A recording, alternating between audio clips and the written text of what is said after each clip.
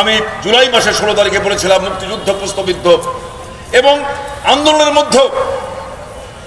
মধ্যে একটা অংশের মধ্যে আমরা দেখেছি যে মুক্তিযুদ্ধকে, আজকে যে মুক্তিযুদ্ধ প্রশ্নবিদ্ধ করা হচ্ছে, 72-এর সংবিধান যেটা মুক্তিযুদ্ধের মধ্য দিয়ে অর্জিত, সেটাকে ছুঁড়ে ফেলার কথা বলা হচ্ছে। আজকে আক্রান্ত হচ্ছে আমার মুক্তিযুদ্ধ, আজকে আমাদের আক্রান্ত হচ্ছে আমার ইতিহাস ঐতিহ্য, আক্রান্ত হচ্ছে আমার ভাস্কর্য, আক্রান্ত হচ্ছে আমার সংস্কৃতি।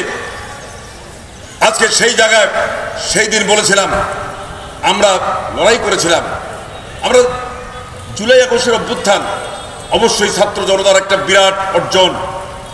আমরা স্যালুট করি সেই ছাত্র সমাজকে, যারা এই আন্দোলনকে,